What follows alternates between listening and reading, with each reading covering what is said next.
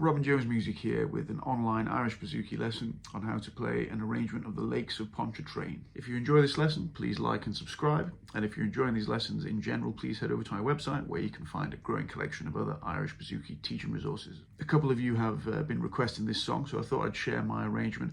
I'll just say before I play it for you that it's obviously just my interpretation of the song. There's a few different versions of the Lakes of Pontarchrain. In part one of this lesson, we're going to be trying to learn the chord progression and the pick pattern we need to play the song.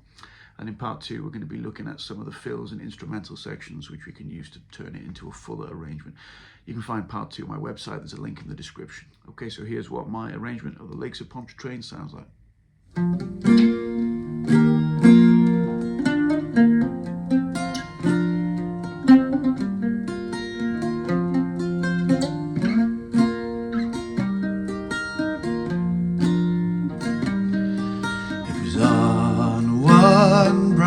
March morning that I bid New Orleans adieu,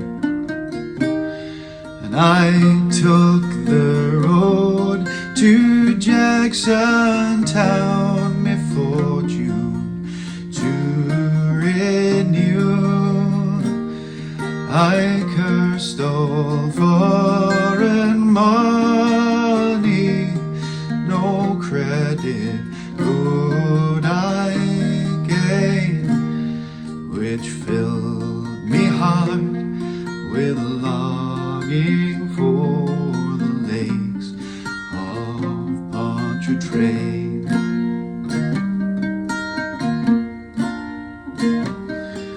They sat me on board of a railroad car beneath the morning sun, and I rode the rails till evening, and I lay me down again.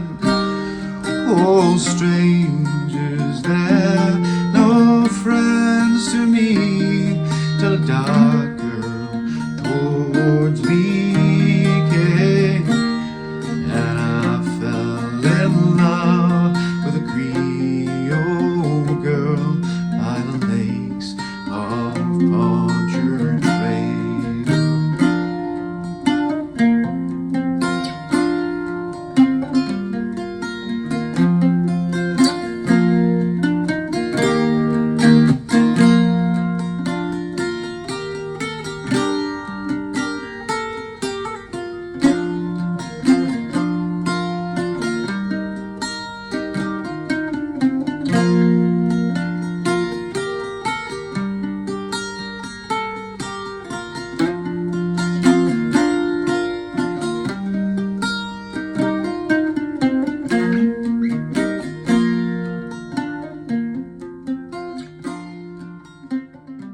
Okay, so there it is, the Lakes of Pontarchrain, or at least the first two verses of it, and an instrumental section. Okay, so before we get stuck into it, just a quick note on the capo placement.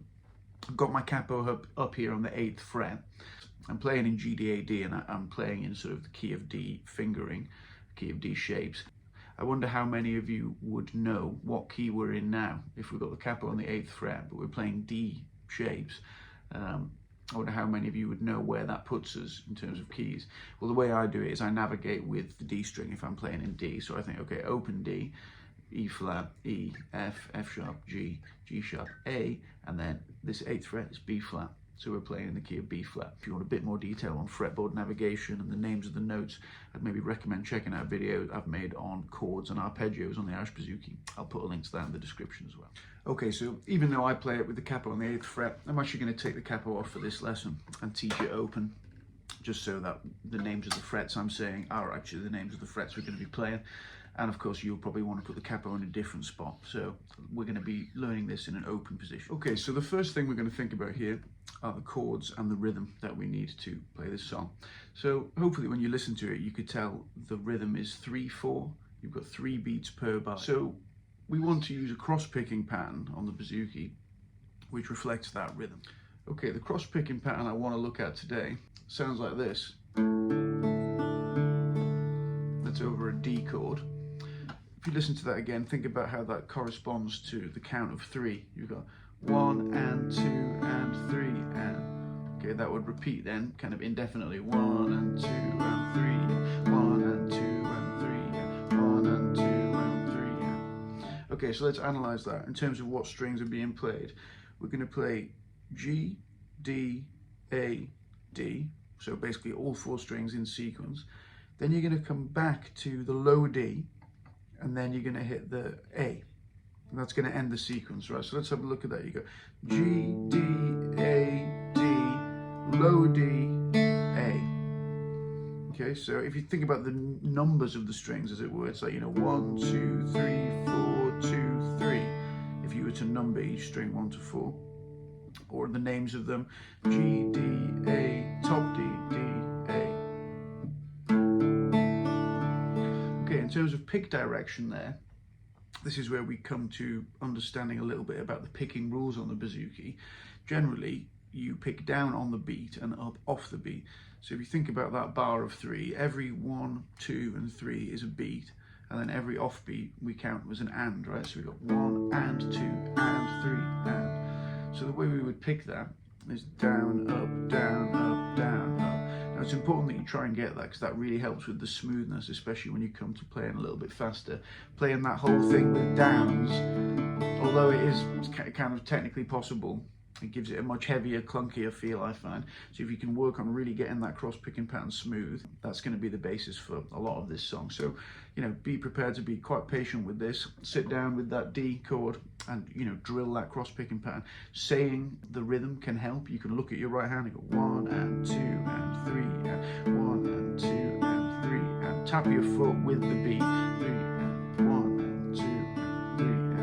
You can also say the pick directions, vocalize the pick directions to help get them in your head. Down, up, down, up, down, up, down, up, down, up, down.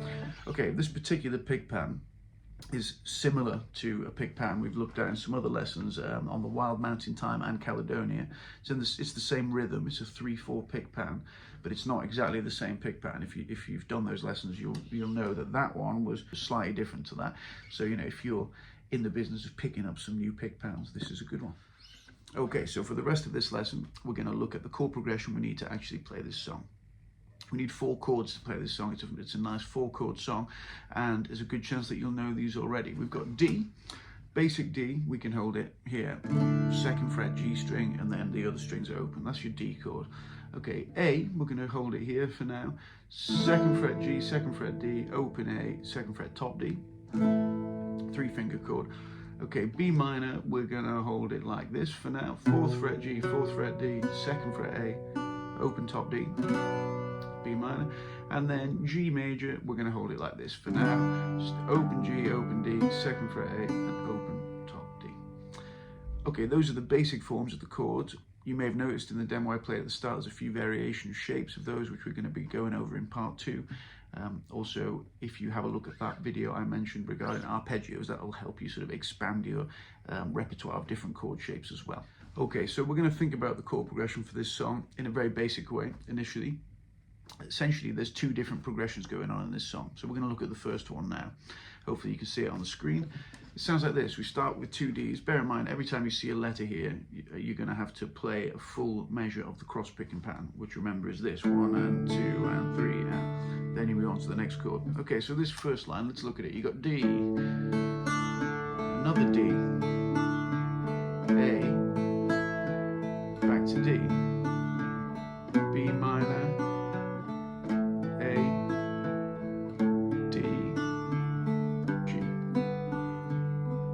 hopefully you followed that. If you think about how that relates to the song, that's the first line of the song, isn't it? It was on one bright March morning that I bid New Orleans adieu. Okay, if you're feeling good on that first progression, let's look at the second progression. Bear in mind there's only 2 progressions in this song, so once you've learned this next one, you've got the whole thing. This one sounds like this. Hopefully you can see it on the screen. You've got D, A, B minor, G, D,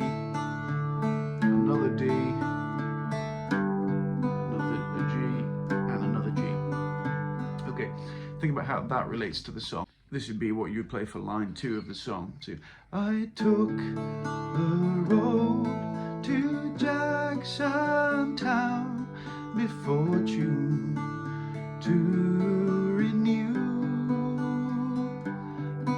Okay, coming on to line 3 of the song. Here, what you're going to do is repeat that. The second chord progression, what we just played, that repeats itself now. You're going to do that same thing again.